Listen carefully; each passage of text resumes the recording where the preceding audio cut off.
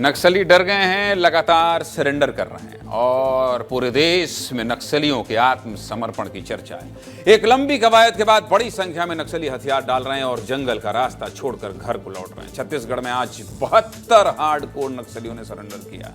सबसे पहले कांकेर जिले में 21 नक्सलियों ने सरेंडर किया, जिसमें 13 महिला और 8 पुरुष नक्सली शामिल है। सरेंडर करने वाले नक्सलियों में 4 डीवीसीएम और 9 एसीएम कैडर के नक्सली शामिल हैं, जो उत्तर बस्तर क्षेत्र में सक्रिय थे और इन पर 84 लाख रुपए का इनाम था। 84 लाख रुपए का। ये सभी नक्सली अपने साथ कुल 18 हथियार लेकर मुख्यधारा में लौटे, जिसमें 3 AK-47, 4 SLR और 2 इंसास राइफल समेत कई खतरनाक हथियार शामिल हैं। नक्सलियों के सरेंडर से जुड़े हमारे सहयोगी तामेश्वर सिन्हा की एक रिपोर्ट दिखाता हूं, फिर आपको आगे की पूरी कहानी बताऊं। देखिए।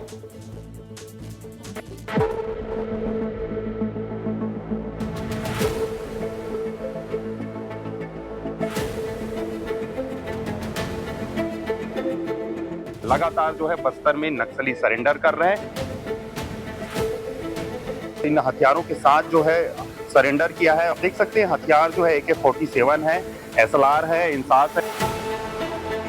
संविधान की प्रतियां और मांझी चालकी के द्वारा गुलाब का फूल जो है आत्मसमर्पित नक्सलियों को दिया गया है। भी जो सरेंडर पूर्व में भी कुछ लोगों ने किया है जगदलपुर में, और जो आज सरेंडर कर रहे हैं उनके भी पुनर्वास के तहत उनको भी ट्रेनिंग दिया जाएगा, ताकि वो मुख्य धारा में उनको सम्मिलित होने में कुछ परेशानी न हो। उत्तर बस्तर की बात करें तो नक्सली पूरी तरीके से यहाँ समाप्त। कांकेर के साथ बीजापुर जिले में भी 51 नक्सलियों ने सरेंडर किया, जिसमें 9 महिला और 42 पुरुष नक्सली शामिल है। सरेंडर करने वालों में PLGA बटालियन के नक्सली भी शामिल है। ये बीजापुर का चल रहा है ना, और इन पर कुल 66 लाख रुपयों का इनाम था। सरेंडर से जुड़ी आपको रिपोर्ट दिखाता, लेकिन उससे पहले आपको लेकर चलता हूं मेरे सहयोगी संजय के पास। लेकिन संजय, मुझे लगता है रिपोर्ट दिखा देना चाहिए, क्योंकि चंद्राकर बहुत दिन में वापसी कर रहे हैं स्क्रीन पर। रिपोर्ट दिखाना जरा।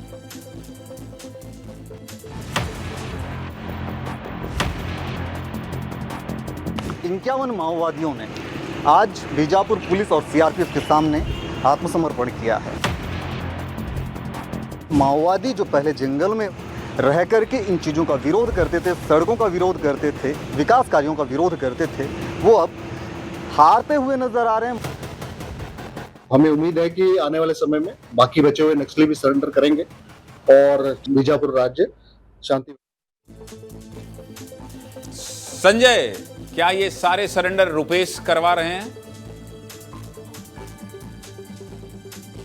देखिए, इसे जोड़ा जा सकता है क्योंकि ये वही नक्सली हैं जिनसे रुपेश ने अपील की थी कि आप लोग हथियार छोड़कर वापस आइए। लेकिन बीजापुर के सरेंडर को इसलिए महत्वपूर्ण माना जा रहा है क्योंकि वही वो इलाका है जहां नक्सलियों की साउथ बस्तर डिविजनल कमेटी सक्रिय है, यानी नक्सलियों की बटालियन नंबर 1 और हिड़मा का ग्रुप वहां सक्रिय है। तो इस बार जो नक्सली 51 निकले हैं उनमें एक बटालियन का भी व्यक्ति है और साथ ही नक्सलियों की कंपनी के भी कुछ लोग हैं। ऐसे में माना जा रहा है कि फोर्स के दबाव के चलते नक्सलियों के बटालियन में भी सेंध लग गई है। ऐसे में जब वो नक्सली ये दावा करते हैं कि हम लड़ाई जारी रखेंगे, अभी जब हम ये खबर बता रहे हैं तभी उड़ीसा राज्य कमेटी नक्सलियों की जो है वहां से एक लेटर आया है। उन्होंने भी कहा है कि हम लड़ाई जारी रखेंगे और जो समर्पण हुआ है उसे उन्होंने उनकी निंदा की है। ऐसे में जो नक्सलियों की टीम फिलहाल लड़ने के मूड में है, उससे भी धीरे धीरे कर नक्सली टूटते जा रहे हैं और वापस मुख्यधारा में लौट रहे हैं। और हो सकता है पुलिस इसी बात का इंतजार कर रही हो, क्योंकि वो देख रही है कि लगातार जब नक्सली जंगलों से बाहर निकल रहे हैं, ऐसे में खून बहाने की जरूरत कम पड़ेगी और बड़ी संख्या में नक्सली जो हैं जब एक बार जंगलों से बाहर आ जाएंगे तो जो बचे कुचे नक्सली होंगे उनके खिलाफ हो सकता है आने वाले कुछ दिनों में फोर्स द्वारा एक बड़ा और आक्रामक अभियान जो है वो चलाया जाए। तो फिलहाल नक्सल संगठन जो है कह रहे हैं वो संजय, तेलंगाना की सीमाओं पर सिमटा हुआ है। आज तक तो आपकी बात गलत हुई नहीं है, अब आप कह रहे हैं तो ये बात कैसे गलत होगी?